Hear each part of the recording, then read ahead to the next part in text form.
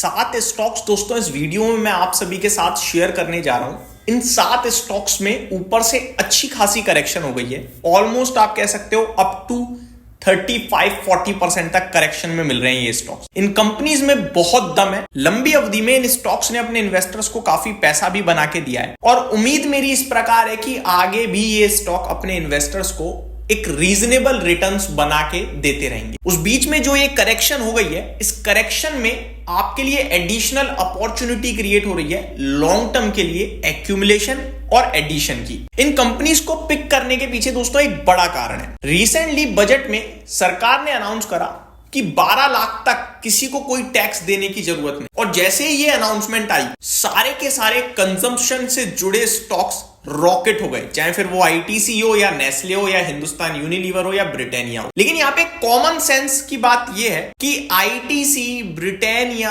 Nestle ये क्या बनाते हैं। नेस्ले मैगी बेच रहा है, आईटीसी सिगरेट आटा बेच रहा है, ब्रिटानिया बिस्किट बेच रहा है, ब्रेड बेच रहा है, हिंदुस्तान यूनिलीवर पर्सनल केयर से रिलेटेड चीजें बेच रहा है। लेकिन क्या आपने एक चीज सोची कि ये जो रिलीफ आया है, ये रिलीफ आया है 12 लाख तक की कमाई करने वाले के लिए। कॉमन सेंस वाली बात ये थी, जो व्यक्ति 1 लाख रुपए महीने कमा रहा था अब उसको कोई टैक्स नहीं देना है। लेकिन यह भी तो सच है कि जो व्यक्ति 1 लाख रुपए महीने तक कमा रहा था वो क्या दाल चीनी में या मैगी खाने में या बिस्किट खाने में कोई कंजूसी करता होगा? बिल्कुल भी नहीं करता होगा। सिंपल तरीके से अगर मैं आपके साथ शेयर करने की कोशिश करूं तो आप एक बार अपने आप को उस पोजीशन पे बैठाइए जहां पे आप 1 लाख रुपए महीने कमाते थे, 12 लाख की आपकी अर्निंग हो रही थी, 7 लाख तक आपको टैक्स नहीं देना था। लेकिन जैसे ही आप 7 लाख के ऊपर निकलते थे टैक्स बन जाता था। तो 12 लाख तक की अगर आप पहले अर्निंग कर रहे थे तो आपका 80,000 रुपए का टैक्स बन गया। आज की डेट में आपको सरकार को नहीं देना एक भी रुपए, यानी वो 12 का 12 लाख आपका हो गया। जब आप 1 लाख रुपए महीने कमा रहे हो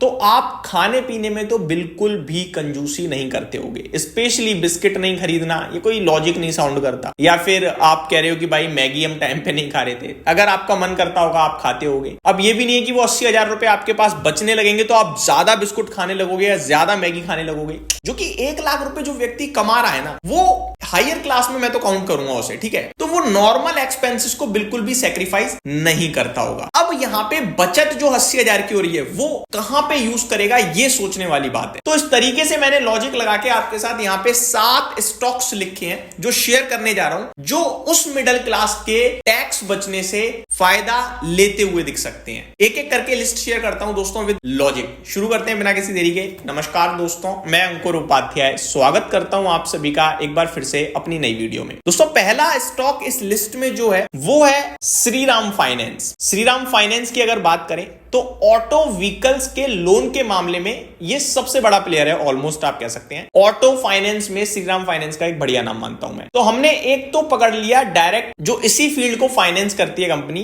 श्रीराम फाइनेंस, क्योंकि 80,000 रुपए जो बच रहा है उससे तो आप डायरेक्ट खरीदोगे नहीं, ईएमआई लोगे और ईएमआई आप इजिली पे कर पाओगे उस 80,000 में। तो श्रीराम फाइनेंस को हो सकता है लंबी अवधि में इसका प्रॉफिट मिलते हुए दिखे। श्रीराम फाइनेंस के हाई की अगर बात करें तो ऊपर में 730 प्लस के हाईज लगे हुए हैं इस स्टॉक में, एंड करंट लेवल पे 559 रुपीज पे इस स्टॉक ने क्लोजिंग दी है फ्राइडे के सेशन में। स्टॉक ऊपर से ऑलमोस्ट 20% डाउन है और 500 रुपए का भाव भी 2-4 दिन पहले ही था इस स्टॉक का, तो दोबारा 500 रुपए के करीब आता है तो आप एक्यूमुलेशन के बारे में सोच सकते हो। सेकंड स्टॉक है दोस्तों, मैं बजाज ऑटो को पिक करता हूं दोस्तों। इसके पीछे रीजन ये है कि आइशर मोटर ऑलरेडी काफी बढ़िया रनअप दे चुका है। टीवीएस मोटर्स कंपनी बहुत दमदार लगती है, प्रोडक्ट बहुत दमदार है, ग्रोथ भी मुझे लगता है बहुत दमदार करेगी, लेकिन वैल्यूएशंस मेरे को थोड़ा कंफर्ट नहीं देते हैं। कंपनी नो डाउट अगर किसी पे वो बैठे रहें और निवेश कर सकते हो आप। बजाज ऑटो परफेक्ट प्ले बैठता है। हीरो को मैंने अवॉइड कर दिया, जैसा कि मैंने कहा कि 100 सीसी 125 सीसी पे 1 लाख रुपए महीने कमाने वाला व्यक्ति नहीं फोकस करने वाला है। तो बजाज ऑटो ऊपर से करीब 30% समथिंग करेक्शन में है, बड़ी बाइक बनाता है, तो वहां पे फोकस आ सकता है। बजाज ऑटो का करंट मार्केट प्राइस करीब 9,000 के समथिंग का है और इसका 52 वीक हाई 12,770 का है। तीसरा स्टॉक दोस्तों मैंने इस लिस्ट में पिक करा है स्टेट बैंक ऑफ इंडिया। जब व्यक्ति के पास पैसा बचेगा तो जो लोन चल रहे होंगे उसके वो पे करने की कोशिश करेगा, एडिशनली पे करने की कोशिश करेगा, ताकि उसके ऊपर ब्याज कम लगे। और एसबीआई की बात करें अगर, तो ये देश की सबसे बड़ी बैंक है। मेरे हिसाब से SBI state bank of India जो ऊपर से एक अच्छी करेक्शन में मिल रहा है, यहां भी अच्छा बेनिफिट हो सकता है देखने को मिले आपको। स्टॉक की बात करें तो 912 रुपए के समथिंग का 52 वीक हाई है और अभी 737 रुपए पे शेयर ट्रेड कर रहा है। वैल्यूएशन टर्म में बहुत ही रीजनेबल है, आप चेक करोगे तो करीब ऊपर से 18-19% डाउन है। चौथा स्टॉक दोस्तों मैंने पिक करा है मारुति सुजुकी। मैं एमएनएम भी पिक कर सकता था, मैं टाटा भी पिक कर सकता था, लेकिन मैंने नहीं करा क्योंकि एमएनएम की गाड़ी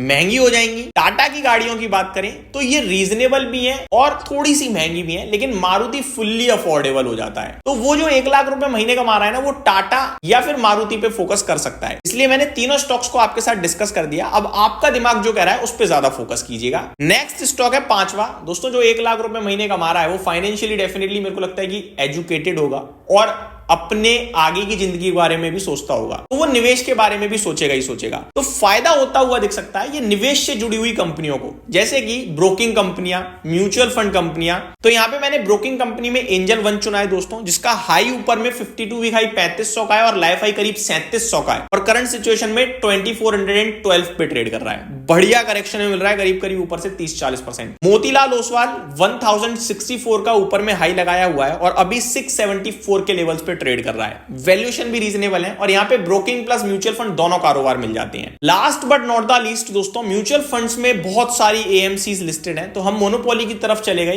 camps, computer age management services, ये स्टॉक आपको 3663 पे ट्रेड करता हुआ दिख रहा है एंड इसका हाई 5367 का है। तो इस प्रकार इन कंपनीज को मुझे लगता है ये जो मिडिल क्लास के हाथ में पैसा आया है, इनको बड़ा फायदा होते हुए दिखेगा और इनके लिए काफी पॉजिटिव है मिडिल क्लास के हाथ में पैसा आना। नो डाउट जो कंजम्पशन स्टॉक्स हैं like Britannia, Nestle, Hindustan Unilever, इनको भी फायदा होगा, इनको इनडायरेक्टली होगा।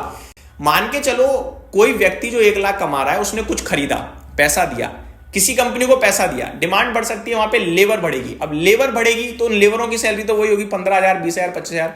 तो वहां पे उन लोगों के पास जब पैसा पहुंचेगा तो फिर वो खाने पीने पे खर्चा करेंगे। इस तरीके से देखो, मार्केट में ना एक सिंपल सा रूल है, अगर मार्केट में 1 रुपए छोड़ा जा रहा है तो वो 4 रुपए बढ़ाता है, मल्टीप्लायर इफेक्ट होता है। तो डायरेक्टली इनडायरेक्टली की कंजप्शन तो बढ़ेगा ही बढ़ेगा, लेकिन जो डायरेक्ट मुनाफा हो रहा है ना जिस व्यक्ति को, उसका डायरेक्ट एक्सपेंस इन जगह होने वाला है, जहां मैंने आपके साथ शेयर करे। उम्मीद करता हूं ये डिटेल से वीडियो आपको पसंद आई होगी। इनमें से फेवरेट स्टॉक आपका कौन सा है कमेंट बॉक्स में बताइएगा। Thank you so much for watching this video.